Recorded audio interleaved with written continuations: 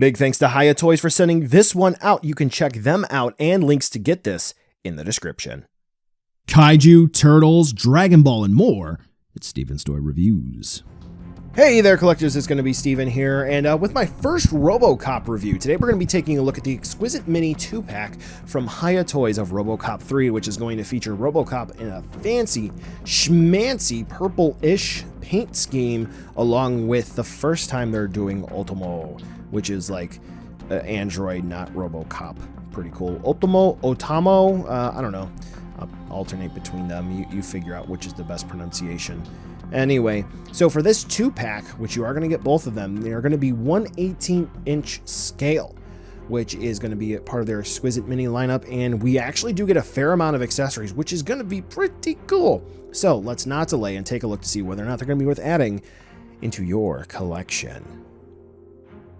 So when I opened up the box that these came in, because, you know, shipping box, they were shipped to me.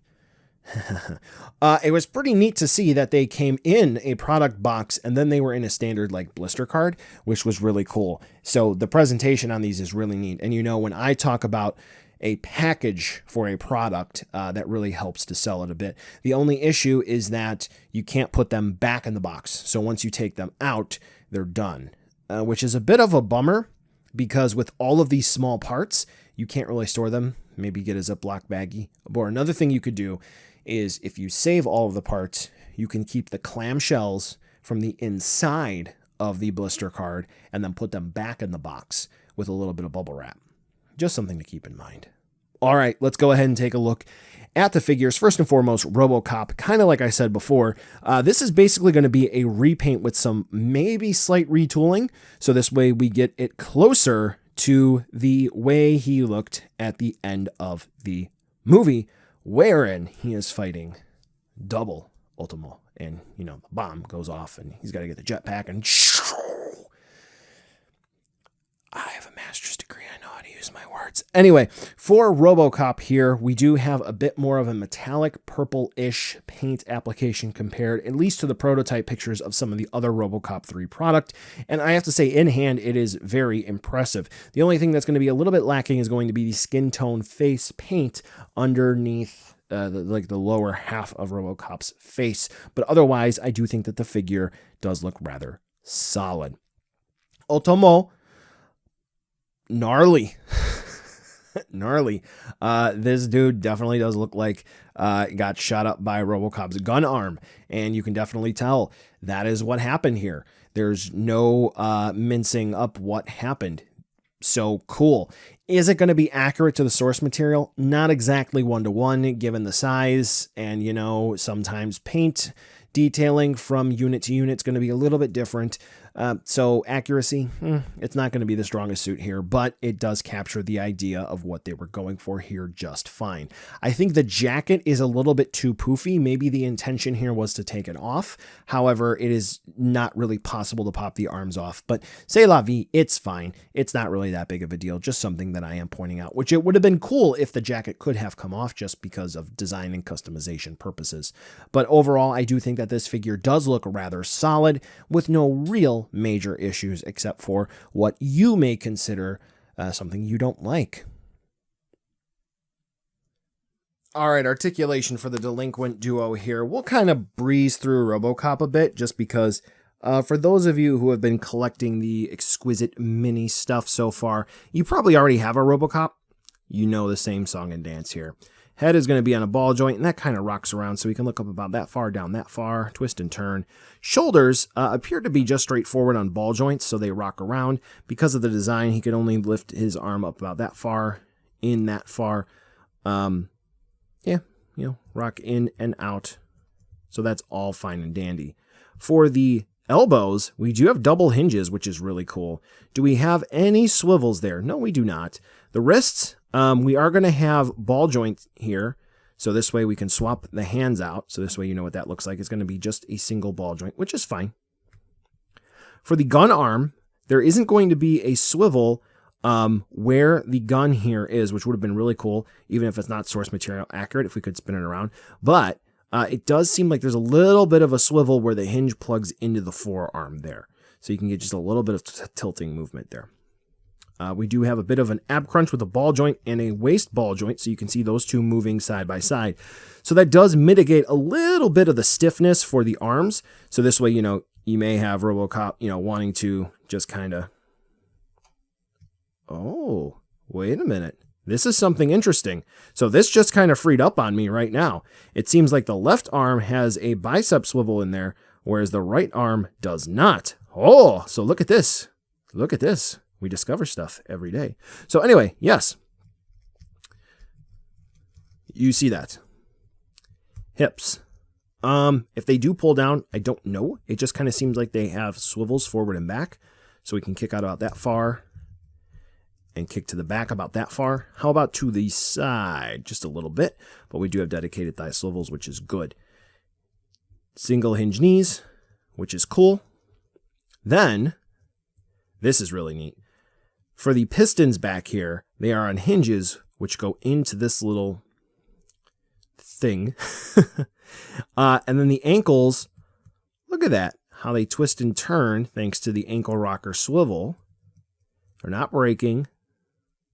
It's neat. Cool. All right. Otomo. Very cool. Ball joint head. Rock around as usual. Swivel. Hinge. So we can T-pose. We do have ball jointed wrists. So you saw how that works earlier. And then where the hinge is at the elbow, that plugs in and swivels around. No dedicated bicep swivel, but that's okay. We have a ball joint for the ab crunch.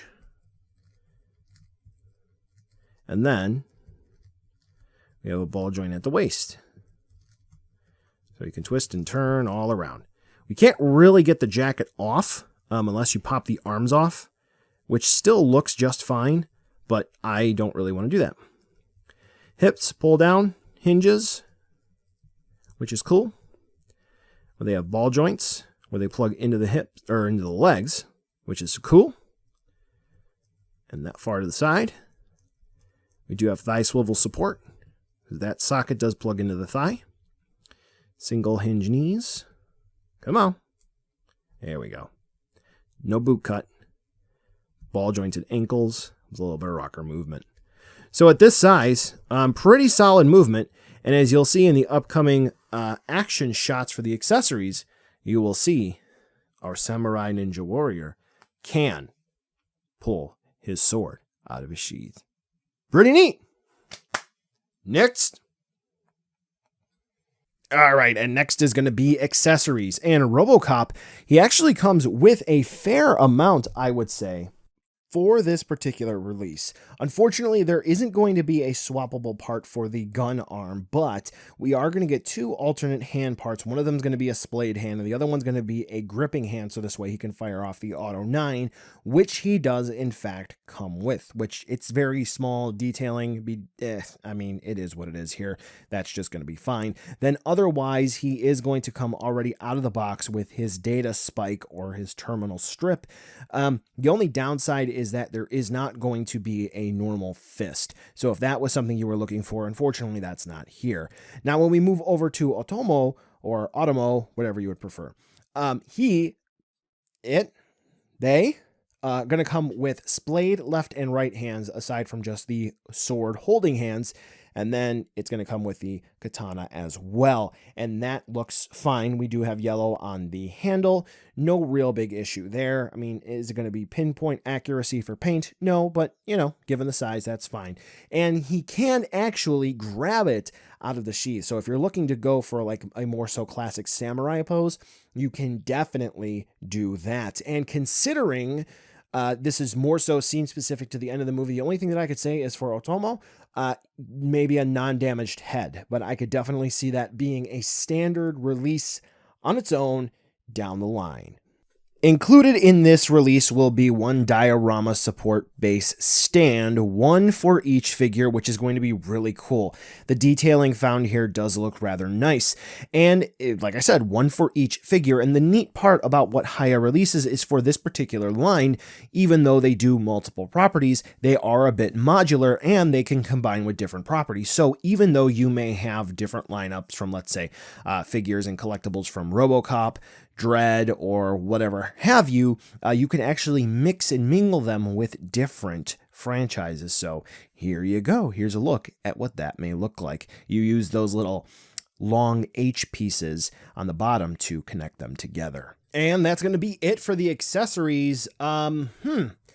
So what else should it come with? Well, I mean, this is meant to be scene specific towards the end of the movie. I think a non-damaged head for Otomo here would be great, but that's definitely going to be its own release at some point down the line, I would see. And otherwise, just a normal non-gun arm for Robocop. But then again, this is Robocop 3. That's sort of the gimmick. Something that I will say is that I did switch the sheath for Otomo here just for photography purposes. So if you are kind of wondering like, hey, what's going on? I did that. I'm going to mention that a couple more times throughout the review. I'm recording this asynchronously, so it is what it is. But nevertheless, if you are looking for other support stands or effect parts, I got videos to help you out. But realistically speaking, with the bases, I don't think you're really going to need much else. So that's pretty cool.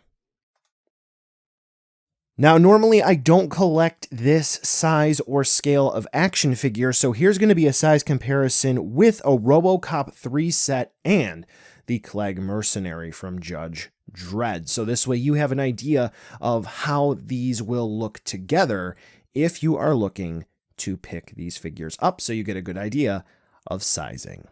So buy now, skip, or wait for a deal. All right, so this 2-pack I think is pretty dang solid, and I really can't say that this is going to be that big of a downer. I think that presentation-wise, if you're a mint and sealed box collector, this is absolutely the bee's knees, and this is going to be one that you may really, really want to consider picking up. If you're a fan of Robocop 3 and you're looking for something of rather not a huge significant investment financially, you're looking at about $40 or so for the figure, and it isn't really all that bad.